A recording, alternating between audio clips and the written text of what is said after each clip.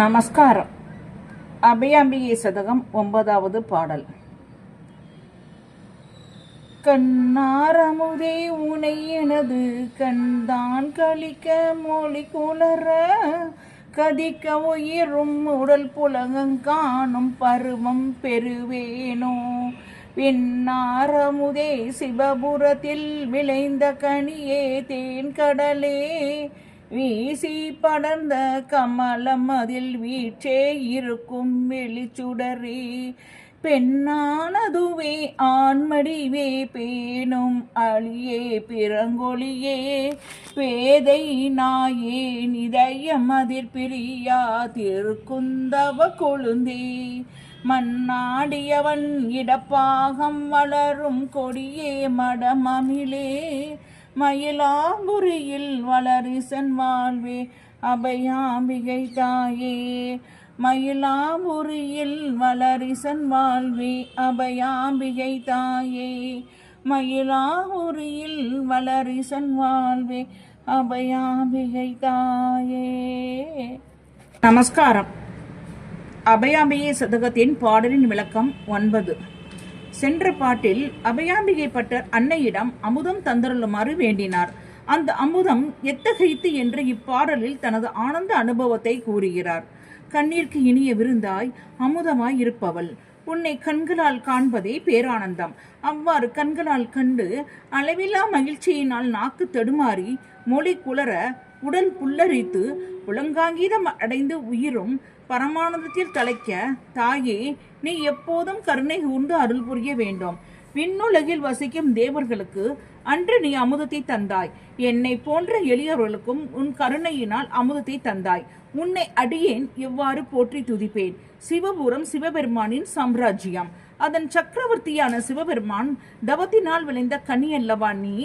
எங்களுக்கு பரந்த கடல் முழுவதும் தேனாய் விளங்குகிறாய். நீ வீற்றிருப்பதோ தாமரை மலர் மீது. உனது அழகிய திருமுகமோ தாமரையை வென்றது. அத்திருமுகத்தில் ஒரு சுடர் ஒளி வீசுகிறது. உற்று பார்த்தால் அந்த சுடரில் கருணைக்கு பிறப்பிடமாய் விளங்கும் உன் திருக்கண்கள் தெரிகின்றன. இதெல்லாம் என்ன உன் மாயா ஜாலமோ. எல்லாவற்றிற்கும் மேலான பரம்பொருள் தன்னை ஆணாகவும் பெண்ணாகவும் இவ்விரண்டும் அற்ற அழியாகவும் பல வடிவங்களாகவும் காட்சியளிக்கும் தோற்றம் எல்லாம் மண்ணுலகில் வாழும் மனிதர்களின் வழிபாட்டிற்கு ஒரு கருவியாக உதவுவதற்கே என்று நாம் புரிந்து கொள்ள வேண்டும். இதைத்தான் ஆசிரியர் வெகு அழகாக பெண்ணானதுவே ஆண்மடிவே பேணும் அழியே பிறங்கொழியே என்று சித்தரிக்கிறார். மாணிக்க வாசகரும் திருவாசகத்தில் திருப்பொன்னூசலில் ஆணோ அழியோ அறிவையோ என்பார். மேலும் போற்றி திருவுகளில் அருவமும் உருவமும் ஆனாய் போற்றி என்றும் கூறுவர். ஸ்ரீ லலிதா சகசரநாமம் 137 நிரகரா உருவம் இல்லாதவள், 174 நிர்பவா உத்பக்தி இல்லாதவள், 866 அஜா பிறக்காதவள், எப்பொழுதும் யாண்டும் சாஸ்வதமாக இருப்பதால் நித்யா நீத்தி 136 அவளுக்கு பிறப்பு இல்லை. ஸ்ருதியிலும் நஜகதோ நஜனீஷியதை என்று சொல்லப்படுகிறது. அதாவது பிறக்கவில்லை, பிறக்கப் போவதில்லை என்று பொருள்படும். தான் பிறக்காதவள் தன்னை அணுகும் அடியார்களுக்கு அன்னை பவநாசினியாகவும் உள்ளாள். அதாவது அவர்களும் இனி பிறக்க மாட்டார்கள். அன்னையே, உன்னை பெண்ணானவள் ஆணானவள் அழியானவள் ஒளி வடிவமானவள் என்று பேசும் பேதையாகிற நாயினும் கீழான என் இதய தாமரையிலும் கருணை கொண்டு வீற்றிருக்கும் தவக்கொழுந்தே என்று போற்றுகிறார். மண்ணாடியவன் இம்மண்ணுலகத்தில் ஆனந்த நடனமாடும் கூத்தனாகிய சிவபெருமானை குறிக்கும். அப்பெருமான் ஆடிய இடங்கள் 1 திருவலங்காடு ரத்ன சபை, 2 தில்லை பொற்சபை, 3 மதுரை வெள்ளி சபை, 4 திருநெல்வேலி தாமர சபை, திருக்குற்றாலம் சித்திர சபை. ஆனந்த நடனமிடும் கூத்தனின் இடப்பாகத்தில் வளரும் கொடியாய் இருப்பவளே மயிலே என்று பாடலை ஆனந்தமாக பூர்ணம் செய்கிறார். இப்பாடலில் மெய்யன்பர்களின் மெய்ப்பாடுகளை உணர்கிறோம். மெய்ப்பாடு என்பது உடம்பிலே தோன்றும் அறிகுறிகள் அல்லது அடையாளங்கள் என்று சொல்லலாம்.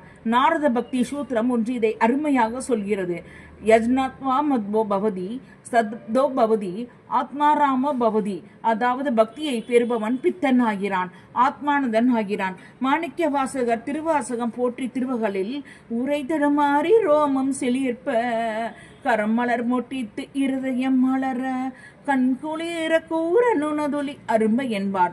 பக்தியின் மேலிட்டால் சொல் தடைப்படுகிறது, மயிர் கூச்சு உண்டாகிறது, கை குவிகிறது, உள்ளத்தில் உணர்ச்சி பேரு உவகை அடைகிறது, ஆனந்த கண்ணீர் துளியாய் அரும்புகிறது. அபிராமி பட்டணம் அபிராமி அந்தாதியில் விரும்பி தொழுமடியார் விழிநீர் மல்கி மெய்புலகம் அரும்பி ததும்பி ஆனந்தமாகி அறிவு இழந்து சுரும்பிற்கழித்து மொழி தடுமாறி முன் சொன்ன எல்லாம் தரும் பித்தர் ஆவர் என்றால் அபிராமி சமயம் நன்றே என்கிறார். அன்னையிடம் அன்பு செய்து விரும்பி வழிபடும் அடியவர்கள் கண்களில் நீர் மல்க, உடம்பெல்லாம் அயிர் கூச்செறிய, பொங்கி வரும் ஆனந்தமயமாக நின்று தன் சுய அறிவை இழந்து தேனை உண்ட வண்டு போல் மயங்கி பின் வார்த்தையில் குளறி முன் சொன்னவை யாவும் பொருள் உடையவனாக தருவதற்கு காரணமான பித்தர் ஆவர் என்றாலும் அவர்கள் வழிபாட்டு நெறியாகிய அபிராமி சமயம் நன்றே ஆகும். அறிபவன் அறிவு அறியப்படும் பொருள் என்று மூன்றும் நழுவிய திளையை திரிபுடிரகிதம் என்பார்கள். அதுதான் எல்லாம் மறந்த ஆனந்த நிலை. அதாவது அனித கரணங்கள் விம்மி கடைபுரண்டு வெளியாய்விடின் என்று அபிராமி பட்டர் மிக அழகாக கூறுகிறார். அபிராமி அந்தாதி பாடல் 82. இந்த நிலையில்தான் அபயாம்பிகை பட்டரும் நிற்கிறார். இப்பாடலின் பாட்டுகளையும் விளக்கங்களையும் கேட்பவர்கள் மாயவரத்தில் மயூரநாதரையும் அபயாம்பிகையும் ஆத்மார்த்தமாக மானசீகமாக நினைத்து தங்களுடைய பிரார்த்தனைகளை இப்பாடலின் மூலம் சொல்லுங்கள். தங்களுடைய பிரார்த்தனைகள் வெகு விரைவில் அம்பாளின் கருணா கடாட்சத்தினால் நிறைவேறும்.